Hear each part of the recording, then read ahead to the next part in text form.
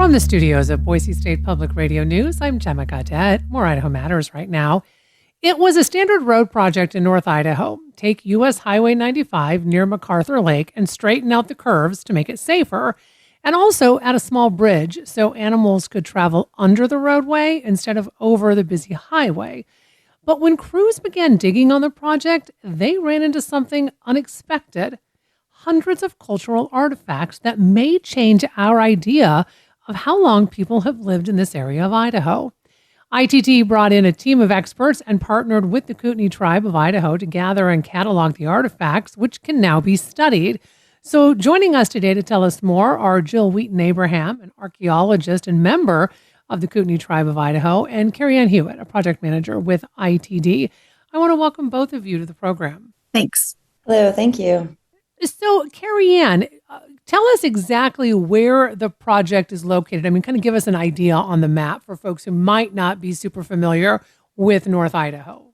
So the project is, it's on US 95. It's north of Sandpoint, between Sandpoint and Bonner's Ferry, kind of near a town called Naples, just south of Naples, adjacent to McArthur Lake. So, Carrie Ann, tell us what the original project was. The project had a curve. It had a horizontal curve and a vertical curve. It tended to have a lot of fog or ice. And then it also, with the horizontal curve, it was kind of sometimes difficult for people to traverse around the corner. But it was also an area where a lot of wildlife would travel across, sometimes elk, sometimes moose. So kind of it tended to be larger animals.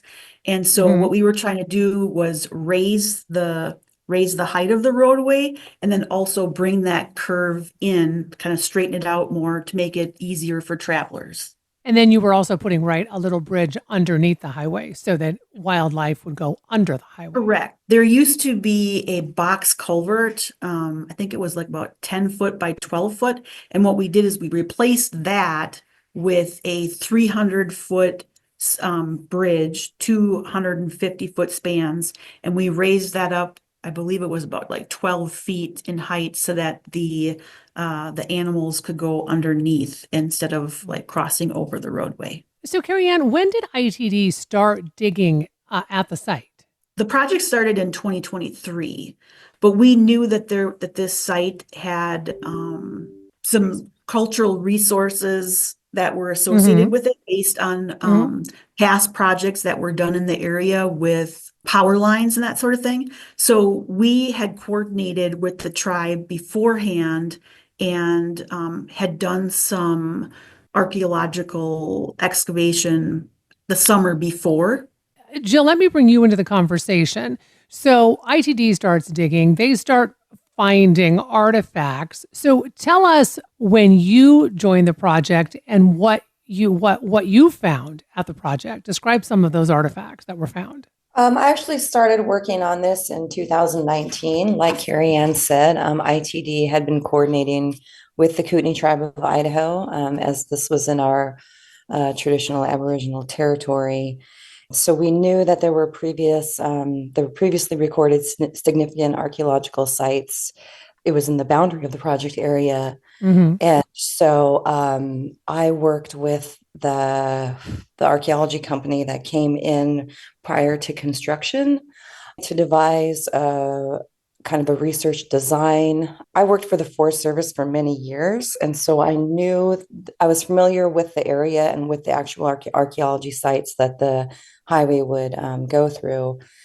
There had been some older projectile points, some older style projectile points that had been found on the surface in the area, kind of in the North Idaho, Eastern Washington area. As archaeologists, we often don't go any deeper than about a meter, about 3 feet. There's some ash that came from an explosion of Mount Mazama about 6,700 years ago. And in the region, a lot of archaeology resources are found after that, above that ash. So after that explosion. So it's kind of been assumed that nobody had been in the area prior to that. And so working with this archaeology company, I said, let's go as deep as we can go and let's see everything we can find. We went down quite a ways, I believe like 9 feet, like 3 meters.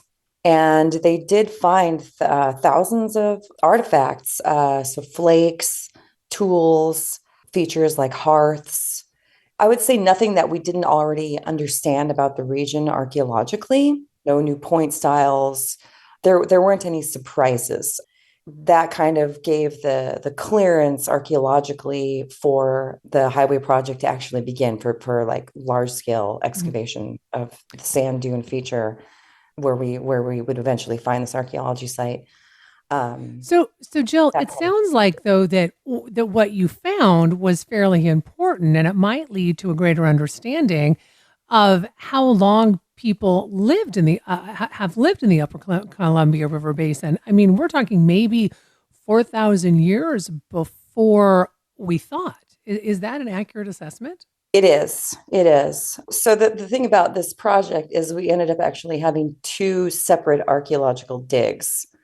The first company that came in, they did a great job. Again, we didn't find anything new back in 2021, but we knew that it was an area rich in cultural resources, which coincided with traditional knowledge held by the tribe.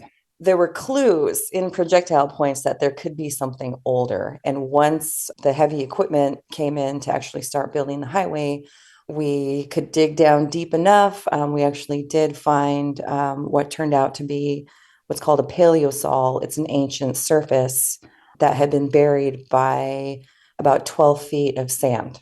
So I only have about a minute left, but Carrie Ann, I want to bring you back into the conversation. So is the road project itself finished?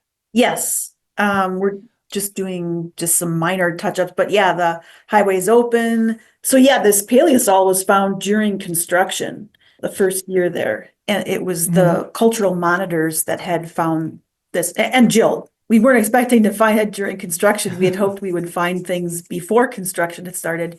So that was the amazing part of all this, was the coordination that we had during construction. I want to thank both of you so much. We've been talking with Jyl Wheaton-Abraham, an archaeologist and member of the Kootenai Tribe of Idaho, and Carrie Ann Hewitt, a project manager with Idaho Transportation Department, talking about the US 95 McArthur Lake Road project. Thanks so much for listening to Idaho Matters. Boise State Public Radio and Idaho Matters are members of the NPR network. It's an independent coalition of public media podcasters. You can find more shows in the network wherever you get your podcasts. I'm Gemma Gaudette. We'll see you tomorrow. No matter what happens in Washington, the NPR Politics Podcast is here for you. For the latest news, insights, and analysis from the election and beyond, listen to the NPR Politics Podcast.